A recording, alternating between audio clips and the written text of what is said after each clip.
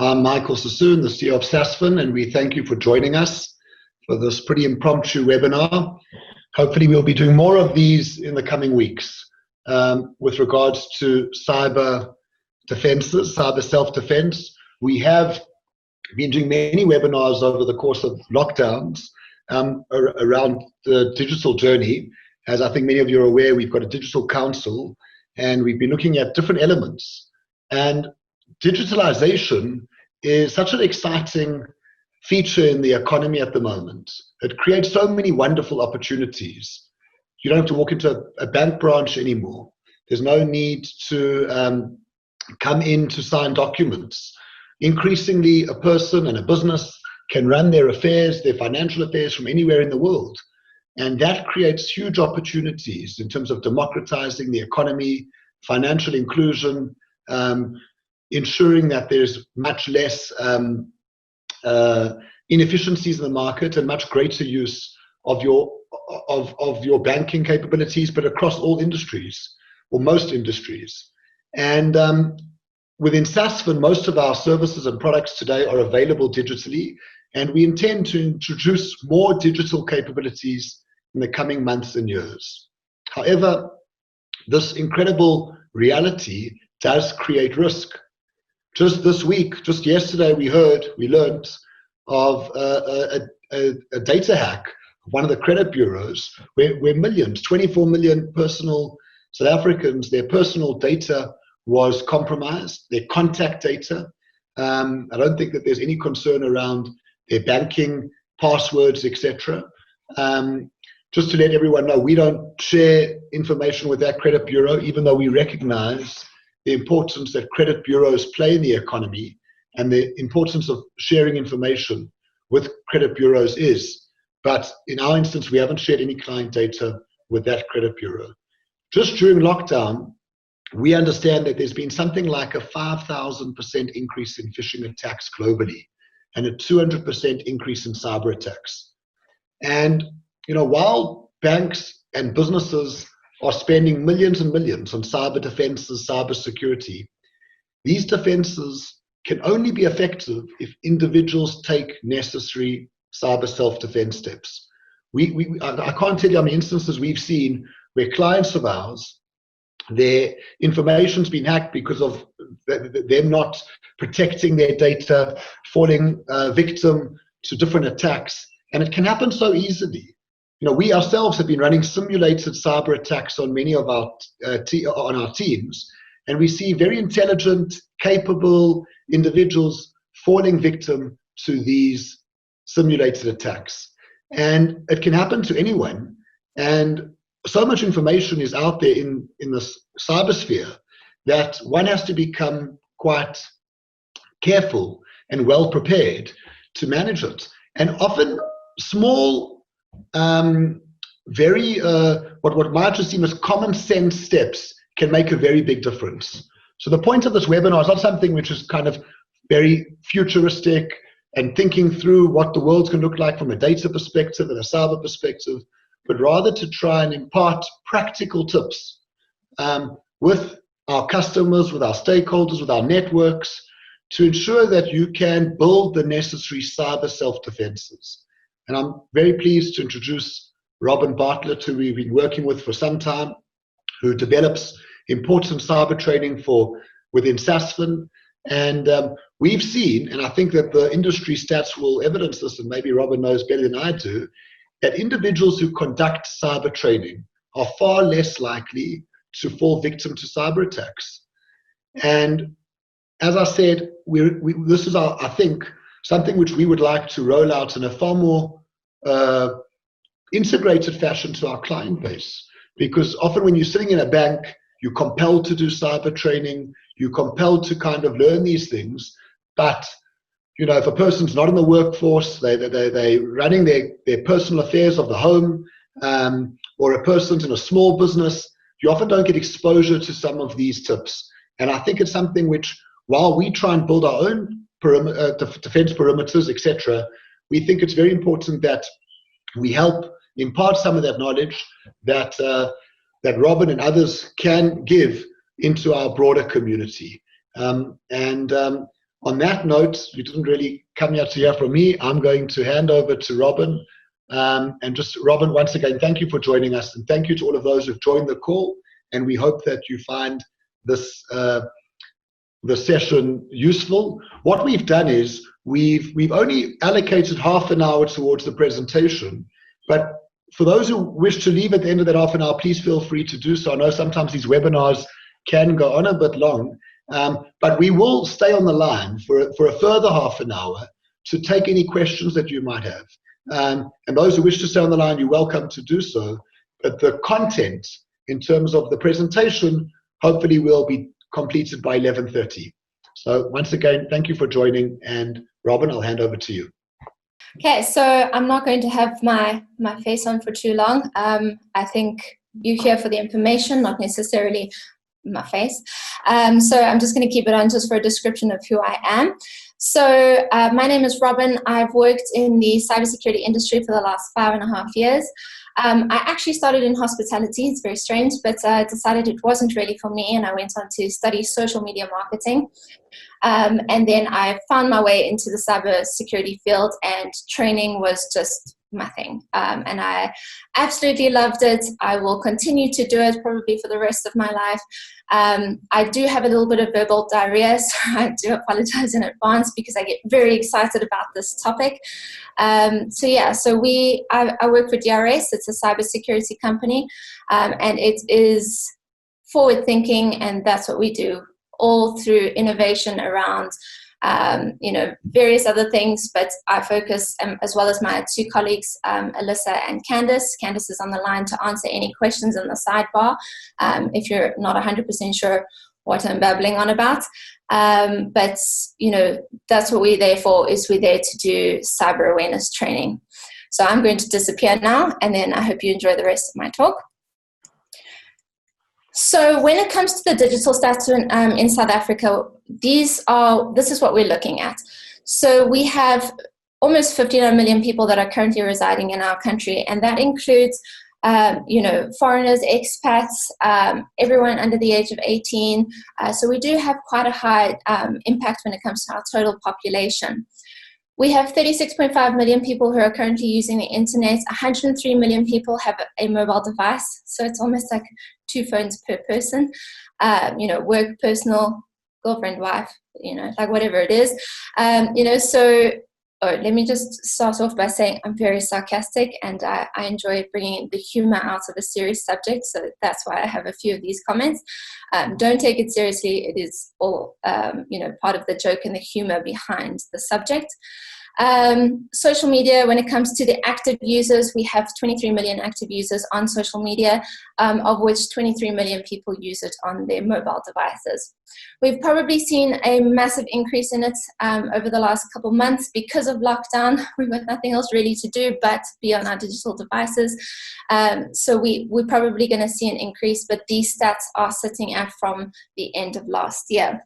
So when it comes to the hacks that have happened over the last couple of years, when you're sitting at 2018, we had two massive hacks, which was the View Fines or the SSA hack, as well as Liberty. That was quite a big wake-up call for, I think, the South African nation. When we went into 2019, we had the Cambridge Analytica hack, where we saw a lot of information around what Facebook was using. City Power had that massive hack. Sabra came out with a big one at the end of last year, around October. And then, of course, the City of Johannesburg website suffered a massive ransomware attack. So obviously there are a lot more, but I mean, we just put it in perspective when it comes to, the big ones that South Africa saw. There's a lot of global ones as well, but 2020, I know this is going to be quite a shock to everyone. We've had so many things happen. At the beginning of the year, there was Microsoft as well as the Nedbank. So obviously it wasn't Nedbank itself, it was a third propriety that came out to say that 1.7 million Nedbank clients' information had been compromised. We had Postbank, there was Tracker. Garmin actually affected me personally, with my Garmin watch being connected to it. So there have been quite a few. And as Michael mentioned, there was the Experian hack, which happened, well, I mean, it was just released a couple of days ago, where 24 million South African, information has been released. We don't know the full extent to it. They obviously are still looking into it. But, the more information that comes out, we're going to be repeating the same information. So, change your passwords, watch out for phishing attempts, be careful of vishing and smishing, but don't stress if you don't know what that lingo is. I'm going to go over it in a little bit. And obviously be careful of your social media. So when I get to the social media side, this is where I would want every single person to not only think of it in your own capacity, your own business style, but from a child's perspective as well. However, when it comes to business, there is always two types of companies: those that have been hacked and those that still will be. And I'd like to believe that everyone will be safe, but hackers are extremely clever. When I look at it from my perspective, I am, in actual fact, a social engineer, which means that I am a people hacker. I am not technologically advanced. I don't understand the ones and zeros, but I do understand people, and good people may do bad things. So 7 out of 10 employees, will, get hacked because they want to get their work done faster. Whether it be around, looking for templates on Google and accidentally clicking on things, it just so happens that people, 99% of the time, they don't think before they action. So whether it be downloading something, in the background, posting something on a social media page, it's just, unfortunately, users are so excited to talk about something that they're probably, or even to download something, that they're not thinking before they're clicking. And it is so much easier to hack a human than it is to hack technology. Your IT departments are putting in the likes of firewalls and encryption and antivirus and all of these things.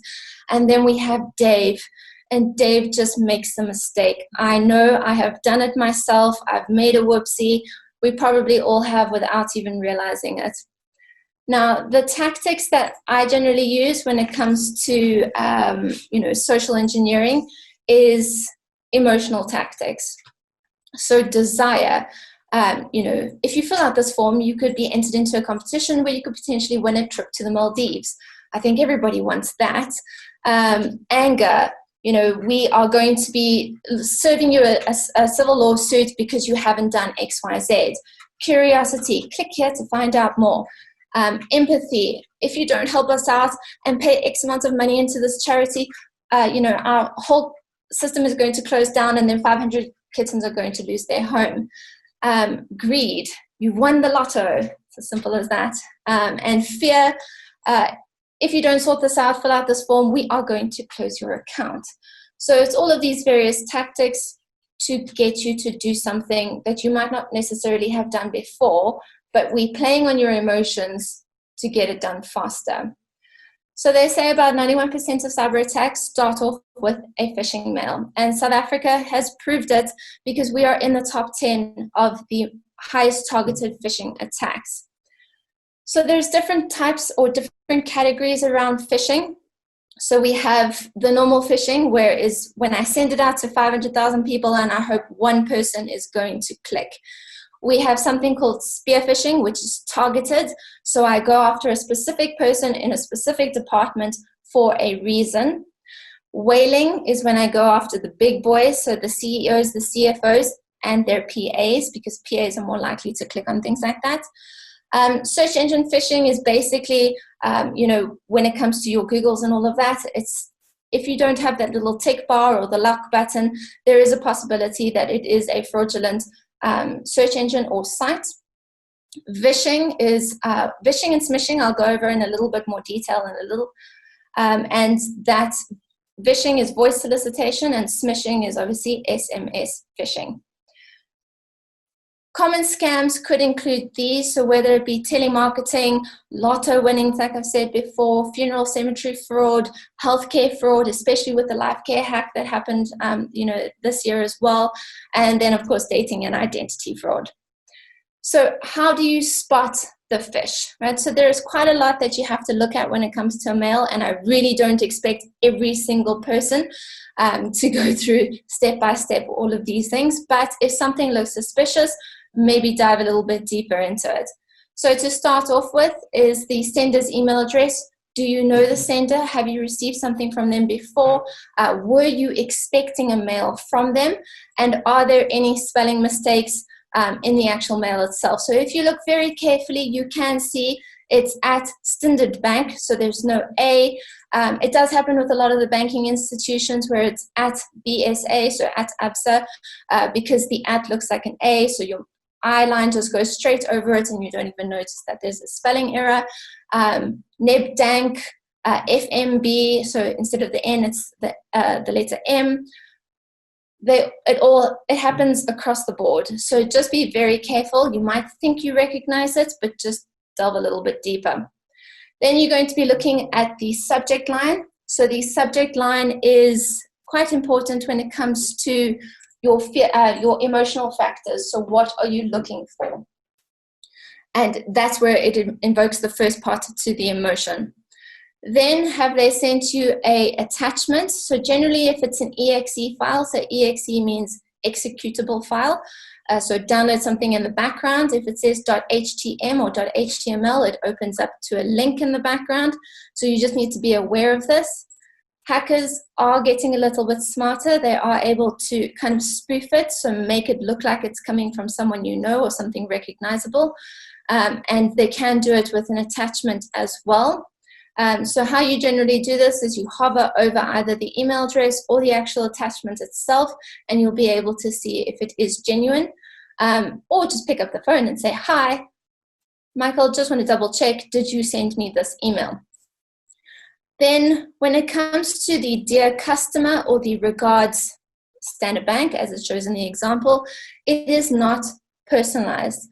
So generally when you receive something from a reputable kind of site, this would be your bankings, your insurance, those kind of things, they will always say, "Dear Robin, Dear Robin Lee, Dear Miss Bartlett," whatever their greeting is, it is always personalized. And it's the same with Regards Standard Bank. It has to say name, surname, email address, phone number, website, the location that this person is sitting at. So you can always pick up the phone and call them and make sure that they are who they say they are. Now I've put here grammatical and spelling errors, but the hackers do get a little bit creative and they do download programs such as Grammarly to make sure that their spelling is correct, but sometimes it obviously does pull through. And that's not saying as well that people don't make whoopsies while they're typing. So don't obviously delete a legitimate email just because they have spelled something incorrectly. And last but not least, do they ask you to click on a link, a button, or anything that is blue and underlined? So anything that is a button has got a link behind it, right? So you might see, okay, start training now, but there could potentially be a link in the background that is malicious.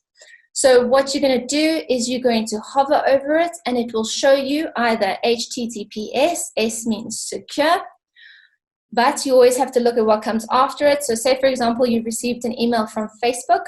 If it says https://login.facebook.com, that is an incorrect email. They're trying to trick you with Facebook being in the actual line itself. Facebook's login is https://facebook.com/login. So what they've done is they've just changed the login to the front instead of it being at the back. So just be aware of things like that.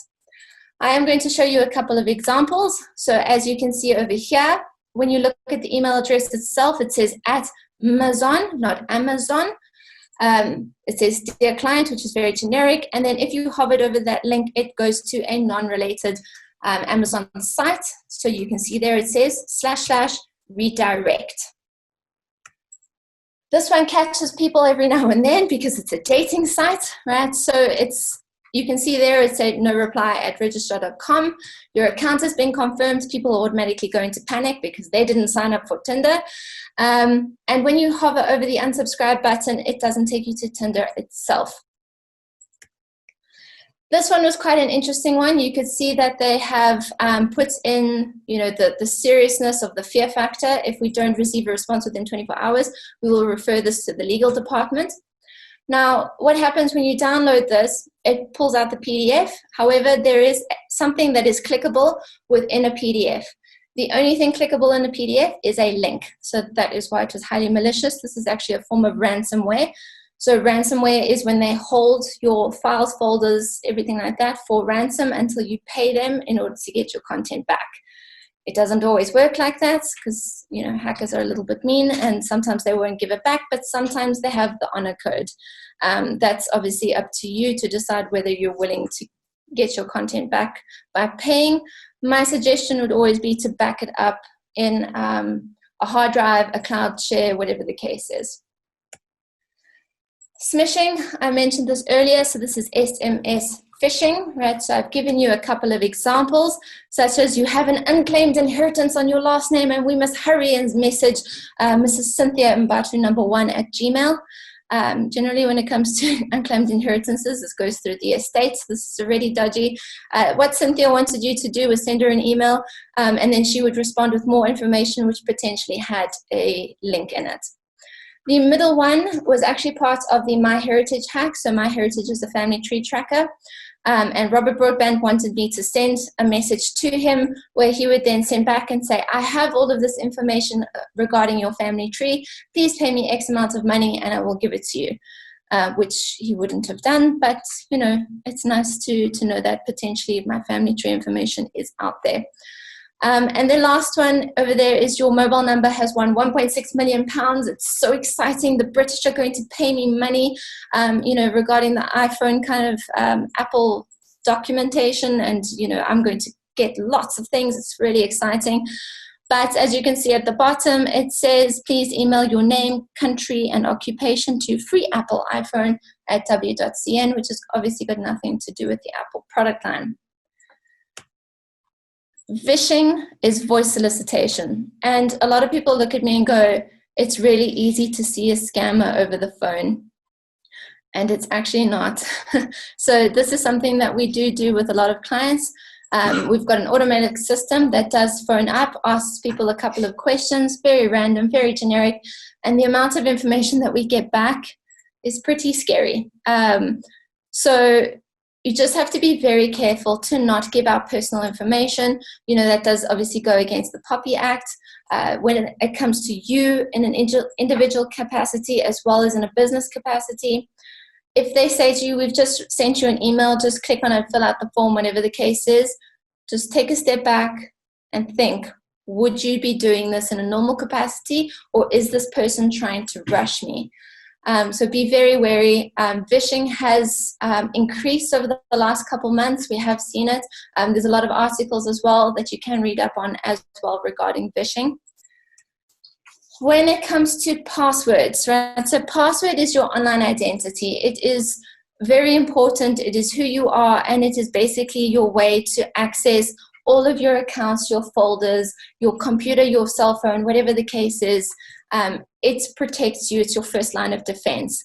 Now, I always make a joke out of this and say, someone figured out my password, now I have to rename my dog.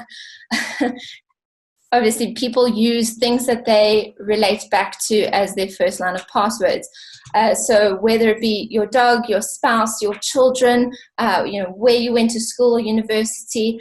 And you always need to remember that passwords are very much like a toothbrush. So choose a good one, change it regularly, and never share it. It's like your underwear. So again, don't share them and keep them off your desk. That just means, don't write your password down on a sticky note and then put it on your desk. And then last but not least, passwords are like bubblegum. If you leave them laying around, they will create a sticky mess. Now, to start off with, if any one of these is your current password on your personal or your work accounts, please go back to your desk and change them immediately. And you can actually go into Google and you can type in the top 100 passwords over the last couple years. Most of these will be there. The ones that change around are dependent on, what's happening around in the world when it comes to TV and things like that. So Dragon popped up as one of the most popular passwords when Game of Thrones was very popular. Panther was there because of Black Panther, Mary Poppins, Poppins 1, 2, 3, and then Carnage as well because that was released at the end of the Venom movie. So as we're seeing movies and genres and all of that kind of, year after year, same with your Star Wars, your Avengers movies, things like that, people tend to stick to those kind of names and phrases. So when you get to that point, or even now when you have a panic attack and see your password on the screen and you'd say, okay, I have to change my password, but now you have to have the entire alphabet, your left foot, theme song to a television show, the blood of your enemies, and a haiku. Not that many people know what that is, but it has to be long, strong, but easy to remember. Don't worry, got your back. I'm going to teach you how to create a long, strong password that you can remember. Right. So think of a phrase, a song, a movie quote, a joke, Bible verse, whatever you're into, think of that. My favorite is I don't like Mondays, because who likes Mondays? It's after the weekend. And I'm not going to use this phrase as my password. I'm going to use the first letter of each word. So I don't like Mondays, IDLM. So I've done uppercase, lowercase, just to change it up a bit. So we're sitting in 2020, so it's 20, IDLM 20, hashtag, because everybody loves a hashtag. And then I'm going to put my accounts at the back end, and I'm going to change it up a bit. So this is for my Facebook. I'm going to go hashtag Facebook, my A's to @, my E's to 3s, O's to 0s, those kind of things. And then I can use the same password across all of my accounts, but I just change up the end depending on what I'm logging into. Now, obviously, this is a very short, sentence. You can go with something longer, such as, frankly, my dear, I don't give a damn. Gone with the Wind. It's an absolutely amazing movie. Please don't use this as your password now, because I've given you the idea. I use this example across the world. I've done talks, in the UK and Kenya and all of that. I give the same example. So please don't use, frankly, my dear, I don't give a damn. But also remember to change up your special characters as well. And remember, the space bar is a special character. I think a lot of people forget that. So, if you add in your password and then have a space bar at the end, it just makes it actually a lot stronger. If you want to check how secure your password is, it doesn't collect any of your data, but you can go on to check my password, and there's a whole bunch of others, and it'll show you how many years it'll take a hacker to crack your password. So that's quite interesting and always fun to do. And the social media part, I think this is where most people, perk up and really enjoy. So what happens on social media? It stays on Google forever. If you have ever deleted your Facebook account, I'm sorry to break it to you, all your information is still there. The delete button on Facebook does not work. It archives because Facebook wants you to come back. And they want it to be as easy and streamlined as possible. And then you'll have everything still there. So your content is never deleted. So what is social media? Social media is defined as an application or a browser that you use in order to grow your social standing. So you have friends, you have followers. Every single bit of content, like I said, it does stay there for life. When it comes to South Africa, this was obviously the beginning of the year before lockdown. This is how much time we were spending on a digital platform. So internet, we were spending just over 9 and a bit hours. Social media, 3 hours, 10 minutes. Watching TV, 3 hours, 33 minutes. Listening to streaming services. So those are your Apple Music, Spotify, those kind of things. Just over 1.5 hours. And using a gaming console, 53 minutes. Now, this isn't, 9 hours and 22 minutes, which includes 3 hours of social media, 3 hours of television. It's 9 hours on your work computer, an additional 3 hours on social media, an additional 3 hours on television. It's a lot of hours that we're spending on a digital device, and I don't think our bodies and our minds are learning to shut down. They're continuously moving and working because we are on a device all the time. So as a parent, I would like you all to be very aware of any one of these these applications, as well as at the bottom, you'll see the games as well. They're highly addictive, especially for the younger generation, and they keep the mind going. The new ones that have obviously popped up and increased for this year is Triller, Discord, and TikTok. Those are our big ones that we're seeing. So just be aware of what your kids are doing on those applications. I suppose be aware of what you're doing on those applications as well. The rule of thumb when it comes to anything, if you do not pay for a product, you are the product. So how do these applications actually make their money? They do it by selling your information, right? So they are targeted marketing.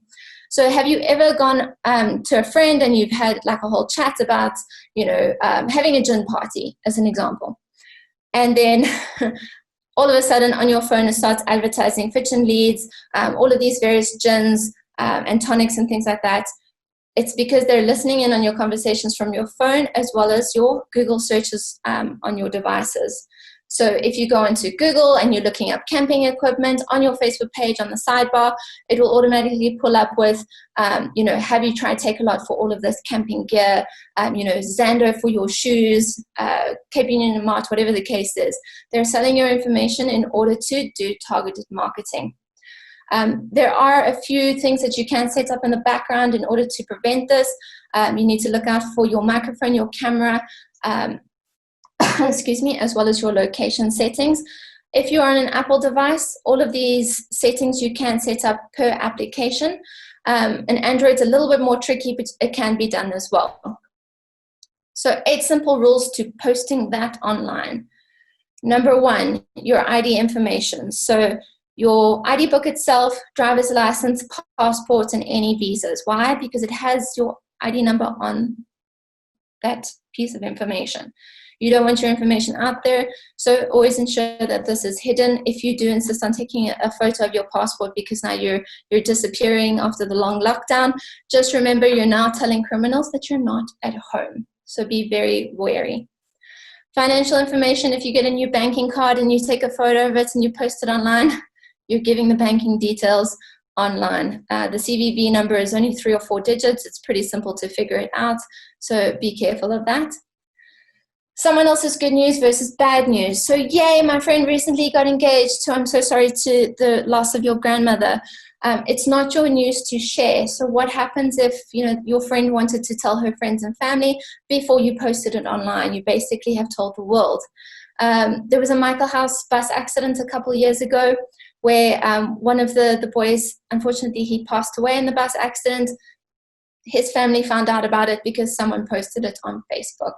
You don't want to be that person. Fake news. So it has to come from 3 reputable sites before you publish it online. I just try not to do it. It's obviously very, very scary. And of course, obviously, Ms. Dlamini Zuma has put out the new law around posting fake news around the COVID and all of that. You can find all of that on the DRS website. We have written quite a nice article around fake news. Location, location, location. You do not need to tell people where you are at every given point in time. I would always suggest posting about it afterwards, like a couple of days rather than as and when it's happening. Embarrassing photos and nudes, especially when it comes to sexting. Please be aware of who you're sending it to. Don't send it to the wrong group, such as the Hockey Moms group. Make sure that you're sending it to the right person. WhatsApp does actually tell you who you're sending it to in the bottom right-hand corner before you hit send. Any embarrassing photos, such as cake stands, drinking, drugs, all of those kind of things. Remember, it can bring back to the business, not only yourself, and it will live with you for the rest of your life. It's the same with your children. It will always be there. No one likes a bully, let alone a cyberbully. Cyberbully information stays there for the rest of their lives as well, and it will continue to affect them. So when we were in the playground, you used to punch it out and then, get over it in a couple of days or weeks. Sometimes, obviously, long life trauma, but with cyberbullying, people are on their phones all the time. It never disappears, and it continues once you are in your home life as well. Political or racist remarks. We already live in a rainbow nation. We don't need any more political or racist remarks. As Ellen DeGeneres always says, be kind to one another. Be kind all the time. And your dirty laundry goes into the basket. It does not go online. So just remember as well, when it comes to any forms of T's and C's, you should always read these. You always sign up a contract and you read through the T's and C's, but no one ever seems to do it on social media. It's very important. The things that Facebook, LinkedIn, Snapchat, TikTok, what they're doing with your information is actually quite scary. So one of the things that they note in a lot of the social medias is worldwide perpetual license, which means they can take your information, they can sell it, they can rebrand it. They don't have to tell you, and they definitely don't have to pay you for it. So read your T's and C's before agreeing to any social media. Understanding the law. Right? So South Africa has got quite a few digital laws. First and foremost, creating media content. So in South Africa, in order to create media content, you need to be over the age of 18. So anyone who is posting on social media, or writing blogs, anything like that, and they're under the age of 18, it is technically illegal. But you as a parent are giving consent by allowing them to be on these social medias. There can be obviously a bit of a problem when there is a court case behind it. You as a parent can be held just as responsible as the person who originally posted it. Criminal I'm just going to give you a dumbed-down version of this. It's basically a violation of your dignity or your private life. Harassment, this can cause mental economic harm, and it's basically criminal but over a longer period of time. Assault, this is physical or obviously digital assault, so it's just the fear of a potential assault as well. Defamation of character or reputational damage, this can obviously associate back to you as a person as well as the company itself. So this is just like image-based, your reputation and your verbal, written kind of look and feel. Image-based violence is also called revenge porn. It's basically to imitate it's all about intimate photos, and it's without the consent of the person who is obviously having it done to them. So you're taking naked selfies, you're sending it to your boyfriend, and they've decided that they want to end it, and they're going to do revenge porn on you as a person. Extortion is holding something for ransom, and sextortion is holding naked photos for ransom. So it could also be upskirting, deblousing, a person's face is digitally changed to a pornographic kind of sexual image. It does happen. Can you be held liable for other people's posts? Yes, you can. So if someone posts something on your Facebook page and you are held responsible for what they do on your page, always make sure that you have something called tag to timeline, which basically says that I accept what Michael has posted on my Facebook page. Until I hit accept, it will not be available to anyone around the world. I have to hit accept before it will pop up. This also comes into play when it comes to like, love, laughy, cry face, because once you have clicked that, it automatically posts on your wall. So no likey, no lovey, no shocky, cry face, because it will hold you just as responsible as the person who originally posted it. When it comes to children and posting, understand that they have the right to say no. So if they don't want you to post something of theirs online, they can say no to you. They can ask you to take it down, and if they ask you to take it down, you have to do it. It is their right as well. So no inappropriate photos of them, no vague posts, don't friend their friends, they don't like it.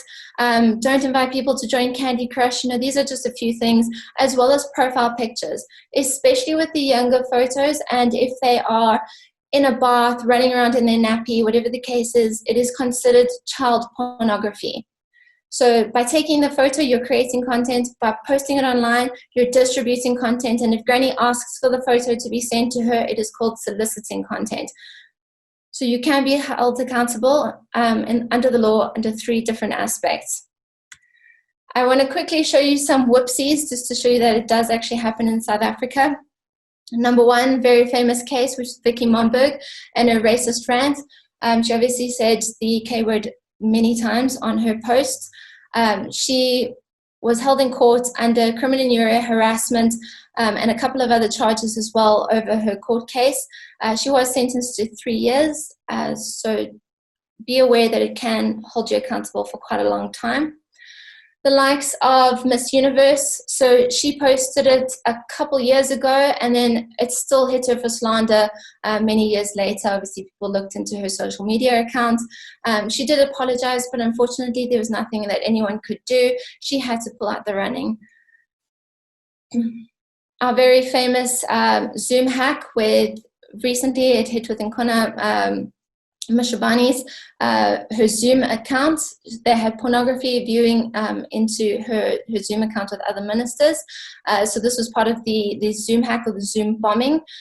They have put in preventative measures for this, so don't have to worry so much about it anymore. But these are the kind of things you need to look at when it comes to having password protects and all of those kind of things on your digital world.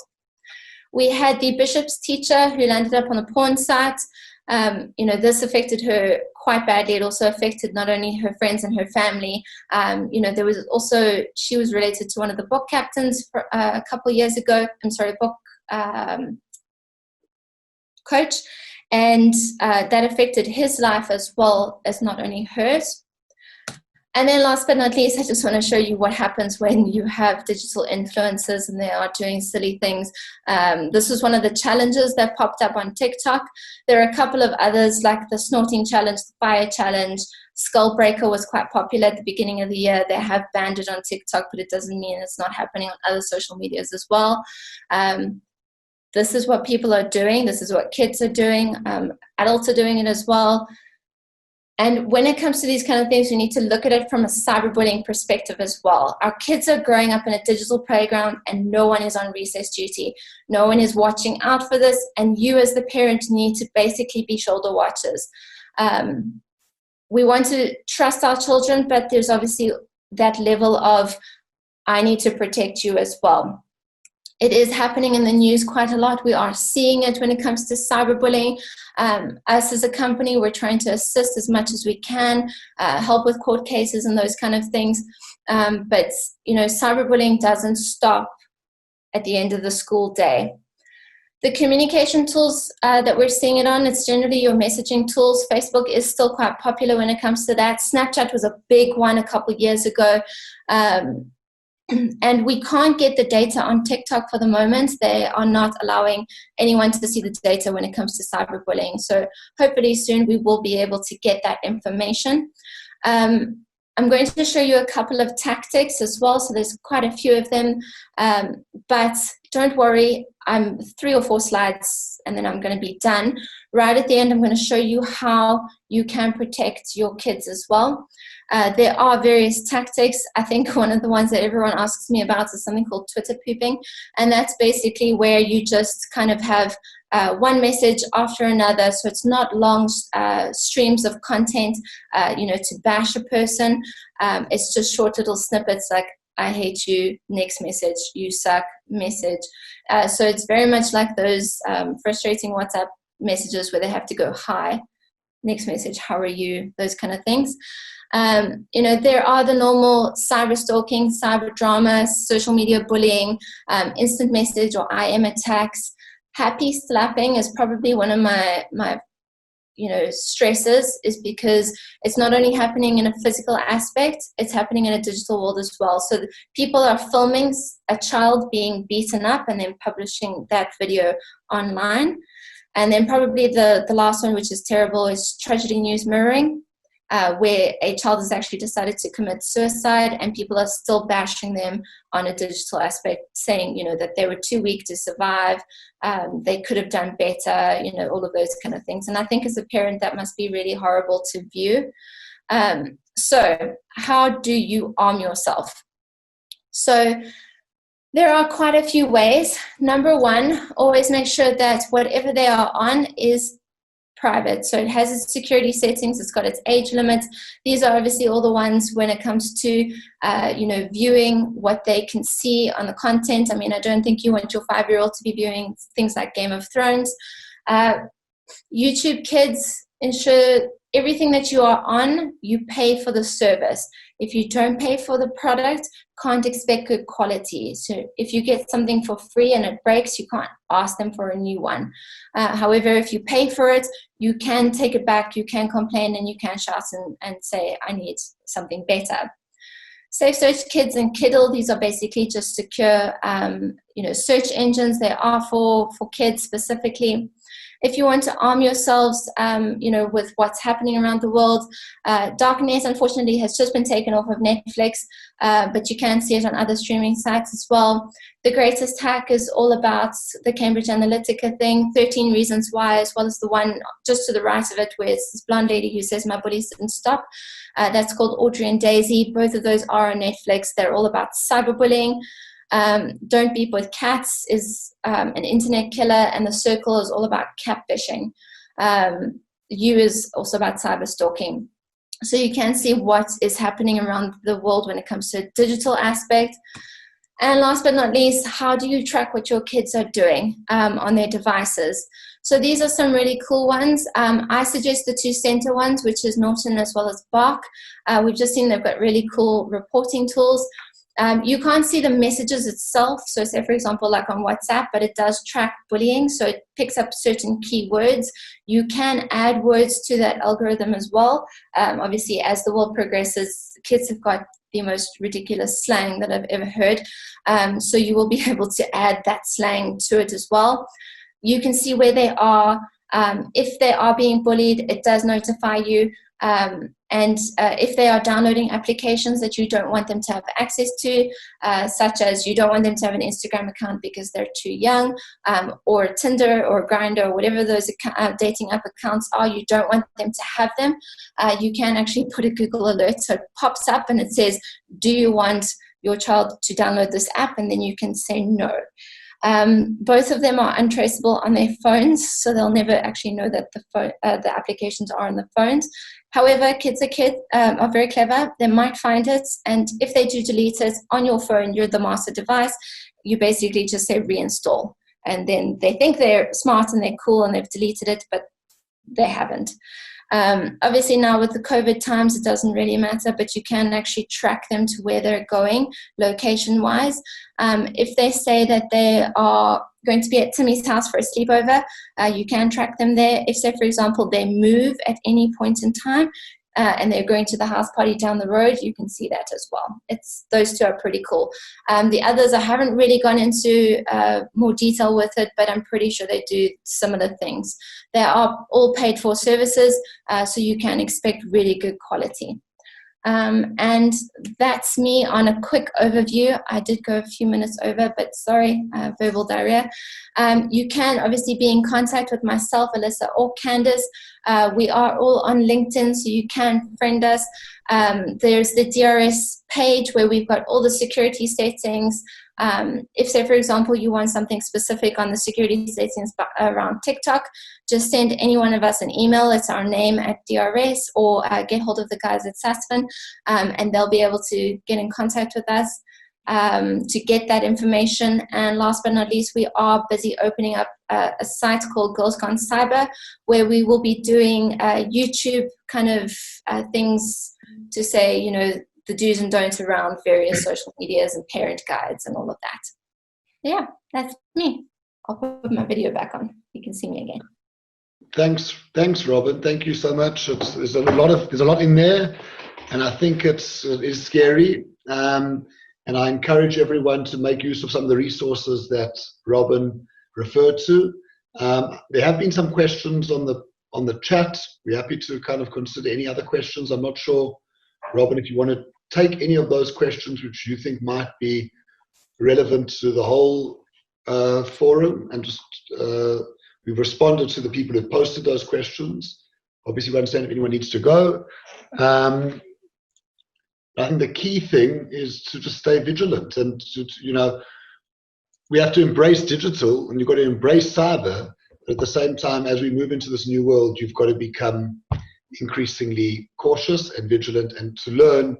And often the parents or many of the people on this call might not realize exactly what's going on in the next generation, but it's very important that everyone takes the time to understand this world very well. Robin, anything you want to address of the questions? I see Candace has been messaging quite a bit. Okay, I see there is how to stop your phone from listening into your conversations. I think that's probably the most interesting one. So there are 3 things on your phone that you need to look out for. Let me get mine. I'll show you something super cool when it comes to an iPhone. So if you go into your privacy settings, this is specifically for an iPhone, under one of the sections, you can actually view where you've been, how long you've been there. It does a location track. So just be very careful about that. But yeah, there's 3 things you need to look out for under every single application. You have to go into your settings bar under your privacy for every app that you own. And you have to decide whether you want it to track your location, track your camera, and track your microphone. So the microphone is the one that's listening in for targeted marketing. On top of that, you have to go onto the likes of your Facebook account, and there is like your advert preferences, privacy settings, all of those kind of things where you have to go step by step and log into each part of it and go, yay, nay, I do want access to this, I don't want access to that. So that's what you have to look out for, those 3 things. That's what's following you. I'm not saying it will help 100%. Unfortunately, it's a digital era, but it will stop the creepy things from happening, like your gin topics and every other weird conversation that you've had. It will stop it to a point. Excuse me. I see as well, do you recommend the various software programs for passwords? My personal opinion, and I've had a chat with our techies, so our very, very smart people, and most of them seem to be using the likes of LastPass. They really, really like those. I haven't seen many others that they jump for joy on, but LastPass is definitely one of them, and they always say pay for it, don't do the free one, which is what I've said quite a few times. My slides, I can't share all my slides, but I can share a lot of the content around it. Again, all of the parents' tips, the guides, the step-by-step for the social medias. So we talk about the big social medias in South Africa. So your WhatsApp, Facebook, Twitter, Instagram, TikTok, Snapchat, and YouTube. Those are the big ones in SA. So we've actually written guides on how to set all of your security settings. But other than that, there's not really much information. We've got some cool videos that you can watch as well on how hackers do what they do. There's one called The Anatomy of Attack. You can just go onto YouTube and see it. There's another one that's a phishing specific video on how they were able to get information out of a phishing call. And what they did was they basically played a baby crying in the background, and she used the empathy kind of tactic to say, my baby's crying in the background, please can someone help, I need this information and the username and password and all of that. And the guy on the other end just went, okay, there you go. So there is some super, super cool videos out there. Happy to share them with the guys at Tasfin. I'm sure they'll put it somewhere where everyone can view. I'm just trying to see any. I think Robin, I think we've got 5 minutes left, but just a big thank you to everyone for joining, and a big thank you to you for taking us through it. It's always quite difficult to have these engagements remotely because you don't get a feel for where the audience is at. So I appreciate it. And we will look to how we can roll out increased content into our community to ensure that people are constantly being kept up to date with the latest trends in how to defend and protect yourself in this new world. So a big thank you and have a good weekend, everyone, and stay safe.